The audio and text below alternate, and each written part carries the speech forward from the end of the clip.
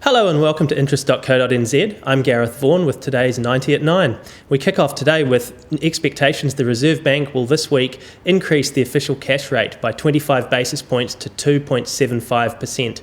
This would be the first rise since July 2010. Against this backdrop, the New Zealand dollar is at about 84.4 US cents, about 93.4 Australian cents, and the trade-weighted index is not far off record highs at 79.14.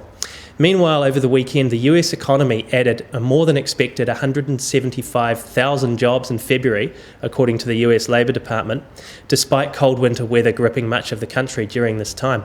This leaves expectations intact that the Federal Reserve will continue tapering its massive quantitative easing program when the Federal Open Market Committee next meets on March 18 and 19. Economists had forecast that the non-farm payrolls would rise by 149,000.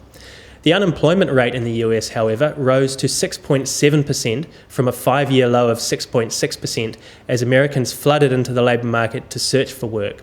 The Fed has said its target range for the federal funds rate, which is its OCR equivalent, of 0 to 0.25% is appropriate at least as long as the unemployment rate remains above 6.5%.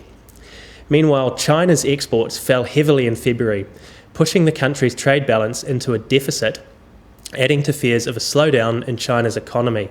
Exports in February fell 18.1% from a year earlier, with imports up 10.1%, leaving a trade deficit of $23 billion for the month versus a $32 billion surplus in January.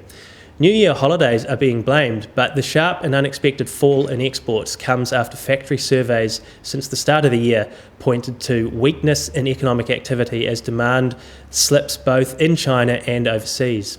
Chinese exports had been expected to rise 6.8%, which would have given a trade surplus of $14.5 billion. In the Ukraine, tensions remain heightened, with tens of thousands of people holding both pro-unity and pro-Russian rallies, with Moscow continuing to strengthen its grip on the Crimea. British and German leaders telephoned Russian President Vladimir Putin to urge him to pull back from Crimea, and addressing a big crowd in Kiev, Ukraine's Prime Minister pledged not to give a single centimetre of Ukrainian land to Russia. Meanwhile, Bloomberg reports the amount of debt globally has jumped more than 40% to US $100 trillion since the global financial crisis, with governments borrowing as they battle to pull their economies out of recession and companies taking advantage of record low interest rates.